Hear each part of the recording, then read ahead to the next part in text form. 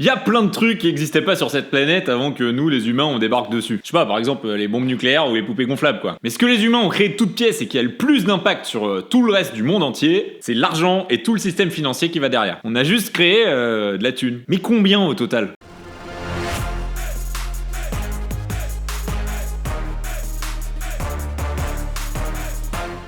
Bon, la première question à savoir quand on se demande combien il y a d'argent sur la planète, c'est de savoir ce que c'est que de l'argent. Donc comment on définit le pognon, quoi? Le fric, la moula, l'oseille, la grosse tunasse. Bref, de la monnaie, quoi. Les économistes de ce monde ont coupé la masse monétaire globale en 5 catégories qui vont toutes s'englober les unes dans les autres. Bon, chaque pays a un peu sa découpe, donc on va plutôt parler de la découpe française pour avoir une base. La plus petite catégorie, c'est M0. Là, on va parler que du cash en circulation, c'est-à-dire la monnaie sonnante et trébuchante, ce que t'as dans ton portefeuille. En gros, ça compte les pièces et les billets de banque. Point. La catégorie M1, elle va englober toute la monnaie de M0, plus les comptes bancaires qui peuvent être convertibles facilement en cash. Donc en fait, tous les comptes courants et les comptes de dépôt. Bref, l'argent que t'as sur ta carte bleue si jamais c'est une carte de débit. La catégorie M2, si tu commences à comprendre comment ça fonctionne, elle englobe M1. Mais en plus, elle inclut tous les comptes d'épargne et d'investissement, dont le préavis de remboursement est inférieur à 3 mois. C'est-à-dire que le moment où tu demandes ton argent et le moment où tu l'as, bah il se passe moins de 3 mois. Donc là, on va parler surtout des livrets A, des livrets jeunes, etc. M3, c'est tout M2, plus les instruments négociables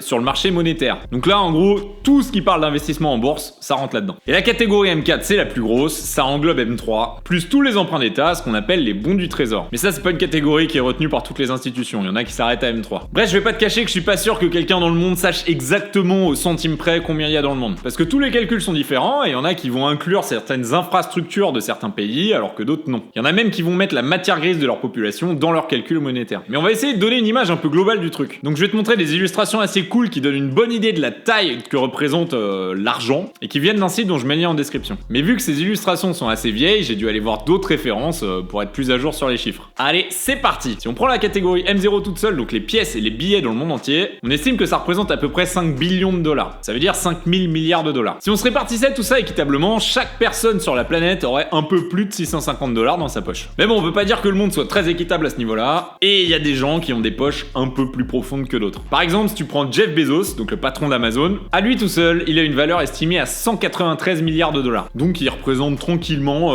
4% de l'argent total liquide du monde entier. Tout seul. Bah alors c'est là que les autres catégories XO interviennent. Ouais, parce que Bezos, il a pas 200 milliards de dollars planqués en billets de vin sous son matelas. Parce que sinon ça dépasserait un peu de sa baraque, on va le voir juste après. Bon, même s'il a quand même payé sa baraque 165 millions de dollars. Hein. Non, sa valeur, elle vient des sous qu'il a sur ses comptes bancaires et surtout des actions qu'il détient de la société Amazon. Donc de la catégorie M3, si tu suis. En fait, les billets et les pièces, ça représente moins de 10% de la masse globale monétaire du monde. Bon, on va essayer de se représenter tout ça de manière un peu visible. 100 dollars.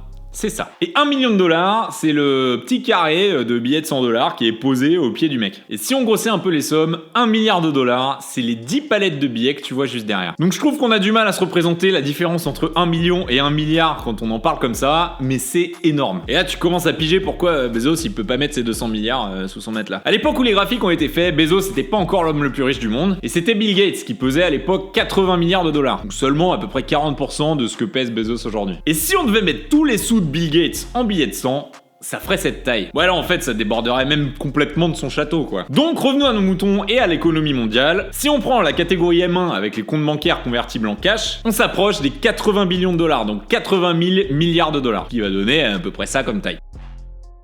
Là, on peut voir que les piles sont divisées en deux. On a la base money, qui est en gros l'argent que les gens ont en main, donc soit chez eux, soit dans des coffres de banque, et donc qui est pas disponible à aller retirer au distributeur. Et le reste, c'est ce qu'on appelle la bank money, qui est donc stocké par les banques et est censé être retirable à tout moment. Le problème, c'est que les banques, elles ont besoin de garder que 10% de cette masse monétaire. Et donc, les moments où tout le monde veut aller retirer son fric en même temps, bah ça marche pas. Bon, en gros, là, on vient de voir la taille de tout l'argent sous forme d'argent du monde. Catégorie M2 pour ceux qui suivent. Si on rajoute la catégorie M3, donc tout ce qui touche au système boursier, et qu'on rajoute les préfets aux entreprises, les préfets au gouvernement, etc., on arrive à quasiment 120 000 milliards de dollars. Donc en fait, quasiment 40% de ce qu'on considère de l'argent dans le monde, bah, c'est pas vraiment de l'argent, c'est juste des prêts et des trucs comme ça. Et c'est adossé sur rien de physique, surtout pas sur l'or. Et là où ça commence à faire un peu flipper, c'est que si tu rajoutes la catégorie M4, donc là on compte absolument tout, on va rajouter un truc qui s'appelle les produits dérivés financiers, et là, ça commence à être vraiment chelou. Un produit dérivé, en gros, c'est un contrat entre deux parties, donc un acheteur et un vendeur, trader qui permet d'acheter dans le futur un produit qu'on va appeler produit sous-jacent. Donc des exemples de produits, c'est du pétrole, des actions Apple, des trucs comme ça. Et donc tu vas acheter le produit plus tard, mais tu signes un contrat pour en définir le prix aujourd'hui. En gros, c'est un peu comme si tu pouvais acheter des billets d'avion en disant je vais acheter mon billet dans 2 mois, mais je veux le payer le prix d'aujourd'hui. Bah ça se trouve, le billet il aura monté en prix et dans ces cas-là, toi t'auras gagné de l'argent. Mais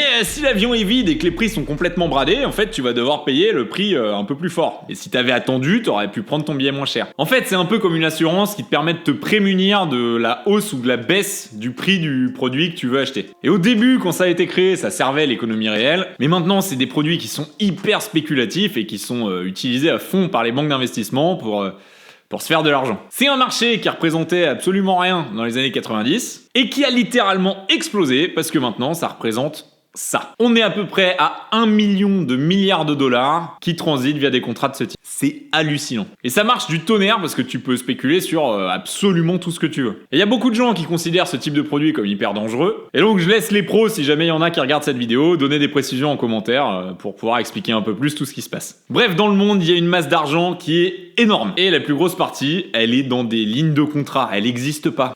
Un peu chelou quand même. Moi, je vais peut-être me signer un petit contrat qui dit que je me dois 1 million de milliards de dollars. Allez, si t'as aimé, n'hésite pas à liker la vidéo. Il y a un petit Utip pour aider la chaîne. Faut faire bosser un peu le système monétaire. N'hésite pas à me donner des idées de sujets dans les commentaires et active les notifications pour recevoir les prochains épisodes. A plus!